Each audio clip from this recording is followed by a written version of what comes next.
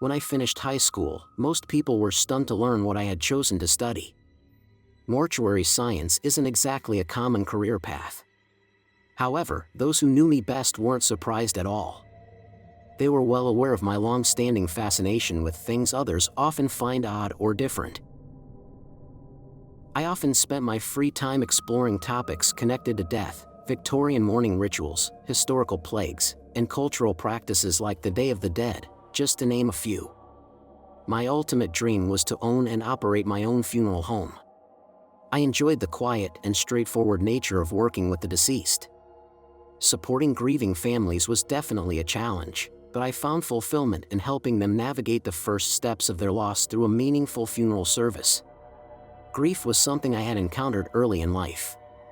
In 7th grade, my closest friend, Marissa, was hit by a car on her way home from school.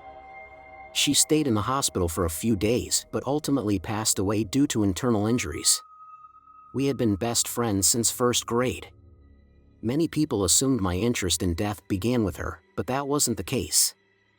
I had been fascinated by death for as long as I could remember, and Marissa was one of the few people who never made me feel odd for it. I vividly recall her funeral. I asked the funeral director several questions and announced to my parents on the drive home that I wanted to work in a funeral home when I grew up.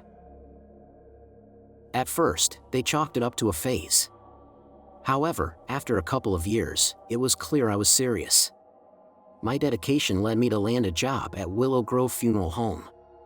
My boss, Mike, was a former Navy officer who ran the place with military precision. His standards were strict, and his rules were non-negotiable. Some of my coworkers found Mike's rigidity exhausting, but I appreciated the order it brought to the workplace. Toward the end of my training, which took place mostly during daytime shifts, Mike approached me with a question: how did I feel about working the night shift the following evening? I nodded confidently and told him it wouldn't be a problem. Mike didn't seem convinced. Night shifts here aren't like at other jobs where you can slack off because no one's watching, he cautioned. If you think the daytime rules are strict, you'll really feel the pressure at night. Are you sure you can handle that? I assured him that I took my job seriously and would follow every instruction. Before I left, he handed me an envelope. Keep this with you and read it thoroughly before your shift begins at 10 p.m., he instructed. When I got home, I opened the envelope and carefully unfolded the list of rules. Here's what it said. By 11 p.m., place coins over the eyes of all the deceased.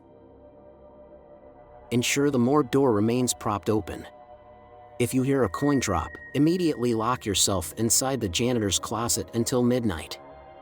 After midnight, return to the morgue and confirm that everything is as it should be.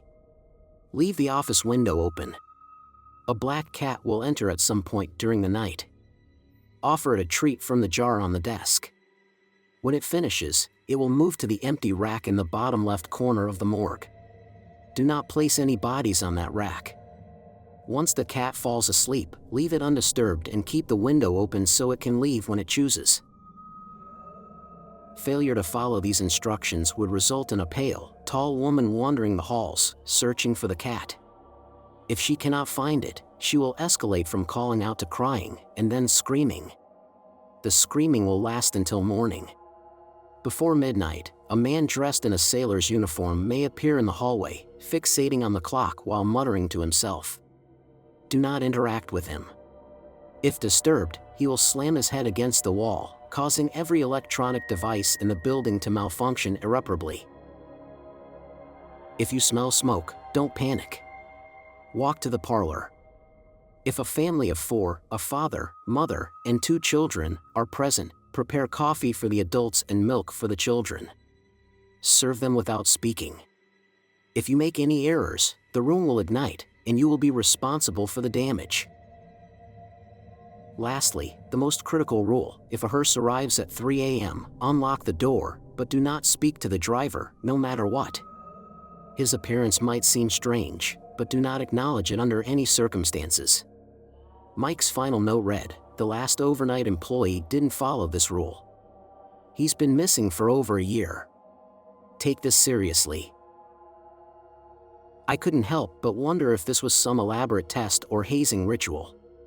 Even though the instructions seemed far-fetched, I decided it was better to be cautious and follow them. After all, Mike's tone left no room for doubt. The last person who worked the overnight shift didn't follow one of the rules. He's been missing for over a year.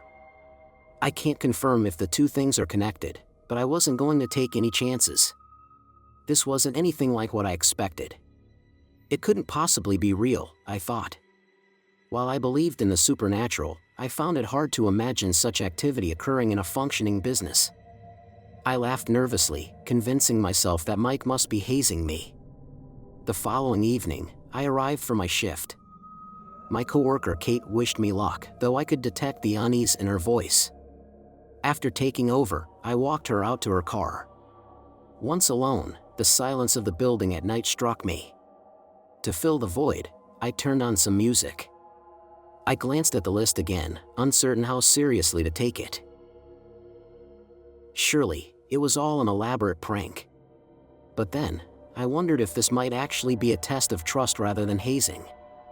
Mike was meticulous about whom he hired and took his responsibilities seriously. I decided to err on the side of caution and follow the instructions. Starting with the jar of coins, I went to the morgue. Placing a coin on each body's eyes felt eerie, like participating in some ancient rite. After completing that task, I went to the office and opened the window just in time. A black cat leapt inside, startling me. "Hey there," I said softly, petting it gently. The cat purred, quickly warming up to me. I gave it a treat from the jar as instructed, and it strolled off to the basement morgue as if on a mission. With most of my work for the night already done, I settled in to watch TV on my phone. That's when I heard it, a low, shallow voice coming from the hallway. Pausing my show, I crept out of the office to investigate. I've seen plenty of horror movies and don't scare easily, but what I saw gave me chills. A man stood there, muttering as he glanced between a clock on the wall and a compass in his hand. Cautiously, I moved closer to hear what he was saying. "This doesn't make sense. North should be this way. Why isn't it working?" He was dressed in a damp naval uniform, strands of seaweed hanging from his clothes. At first, I thought it might be Mike playing a joke, but as I approached and saw his face, I realized this was no prank. His skin was a sickly gray, his features decayed. I froze, careful not to speak. Then, as if to test my resolve, a maggot dropped from his ear, landing near my feet. I nearly screamed but managed to back away, trembling. This wasn't a joke, it was something far worse. I returned to the office and tried to calm my nerves by busying myself with paperwork. The cat came back upstairs, stretched lazily, and sat by my feet for a moment before heading back to the morgue for its nap. Just as I began to relax, I heard a faint ting. Startled, I wondered if a coin had fallen. Perhaps the cat had knocked something over. Still, I decided to play it safe and retreated to the janitor's closet. I waited there for 10 minutes. It was 11:57, and I hadn't heard any other noises. My curiosity got the better of me. Fascinated by the supernatural, I couldn't resist sneaking out just before midnight to investigate the morgue. If something was happening, it would stop shortly after midnight, according to the rules. Carefully, I crept down the stairs. The motion light, which always turned on automatically, failed to activate. A faint dragging noise broke the silence. Using my phone's flashlight, I scanned the room. At first, nothing seemed out of place. Then I noticed movement in a dark corner. The dragging noise ceased, replaced by the sound of cracking bones. In the shadows, a figure slowly rose. It was one of the bodies Mike and I had prepared earlier that week. I froze as its spine twisted unnaturally, and its head rotated nearly backward to face me. A horrible hissing sound, mixed with raspy breathing, came from its mouth as it stretched unnaturally wide, tearing the wires we'd used to keep it closed. The figure lunged toward me, holding an embalming needle. Panicked, I bolted for the stairs. I could hear its bones cracking with each movement as it chased me. Just as I reached the top, a cold, stiff hand grabbed my calf. I kicked frantically, but its grip was unyielding. I shook my leg and punched at it, desperate to break free. Then, as the clock struck midnight, its grip loosened, and the body collapsed lifelessly. Breathing heavily, I glanced at the clock. Midnight had saved me. It took me over an hour to restore order in the morgue. The night's events had shaken my beliefs about death and the supernatural. Exhausted, I returned to the office for a break. As I ate my lunch, I noticed a faint smell of smoke. I checked the rules. Walking past the parlor, I saw a family seated as described, a husband, wife, and 2 young children. The kids were engrossed in a board game, giggling softly. I hurried to the kitchen, made coffee for the parents, and poured what little milk we had into 2 small glasses for the children. With just enough milk to divide between the 2 cups, I prayed it would suffice. Nervously, I served the tray without speaking. The parents accepted the coffee graciously, and the children examined their glasses before taking them. "Wow, we really need to go shopping," the mother remarked. Her husband nodded and returned to the game. I sighed in relief and quietly retreated to the office. The rest of the night passed uneventfully.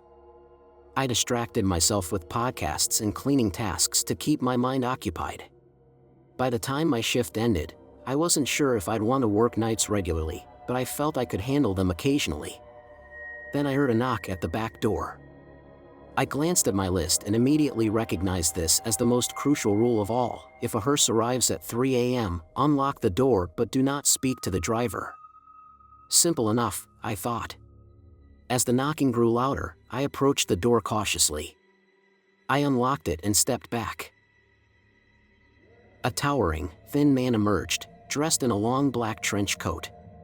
His hat obscured most of his face, leaving only his thin lips and hollow cheeks visible. He was pushing a stretcher that carried a body beneath a white sheet. After delivering the body to the mortuary, he began to return the stretcher to the hearse when something happened. A ring of keys slipped from his belt loop and fell to the ground. Without thinking, I picked them up and called out, "Sir." The moment the word left my mouth, I regretted it. I quickly covered my mouth, hoping he hadn't heard me. But he had. Slowly, he turned and began walking toward me. Panic surged as I stepped back and then broke into a run. He followed, his steps deliberate and unnervingly calm. Despite his thin frame, his strength was otherworldly. Suddenly, I felt bony arms wrap around my torso. His grip was unyielding, and I was powerless to escape. A cloth covered my mouth and nose, and I began to feel lightheaded. My vision blurred, and I slipped into unconsciousness. When I awoke, I was surrounded by darkness. I tried to sit up but was immediately met with resistance. My head hit something solid above me. Stretching out my arms, I felt walls on either side. Beneath me was a soft, velvet-like material. Dread washed over me as I fumbled for my phone in my pocket. Turning on the flashlight, I confirmed my worst fear: I was in a coffin. My hands trembled as I tried to calm myself. I hated confined spaces, and I knew I wouldn't have much air. I forced myself to slow my breathing, though my head was still spinning, likely from the chloroform. I screamed and pushed against the lid of the coffin, but it wouldn't budge. My phone showed no service, so calling for help wasn't an option. A faint scratching sound came from above. It grew louder and more insistent. My stomach turned as I imagined what might be on the other side of the lid. Was it the embalmed body from earlier, returning to finish its task? The children from the parlor, angry about the milk and ready to burn the coffin with me in it?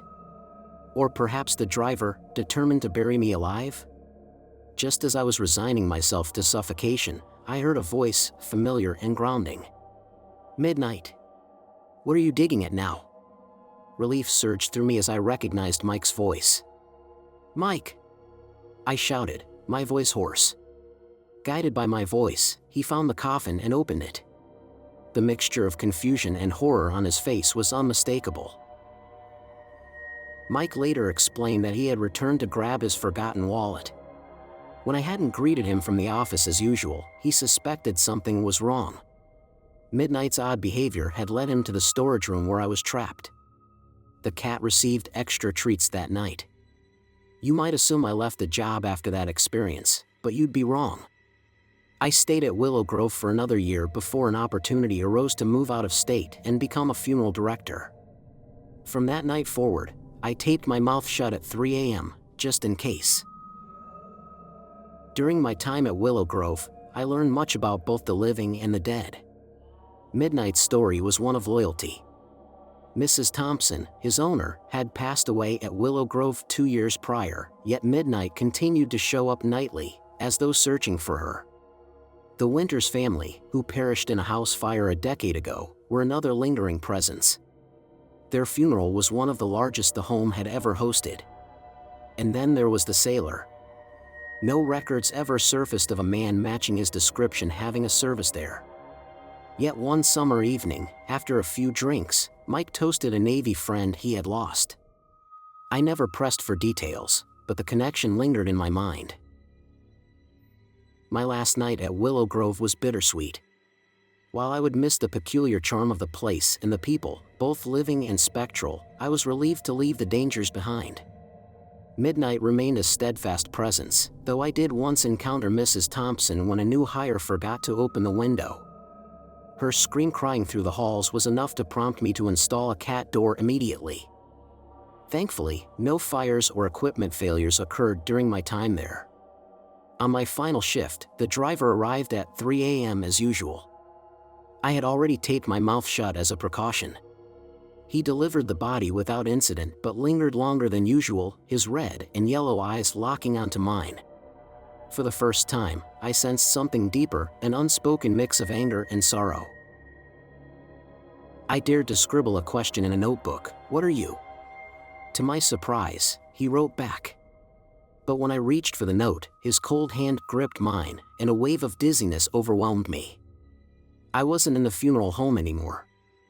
I was seated in the passenger seat of a hearse, the driver beside me, singing to a 90s song as sunlight streamed through the windows. The moment shattered with a horrific crash. A car had T-boned the hearse, and I was suddenly outside the vehicle, watching paramedics extract his broken body.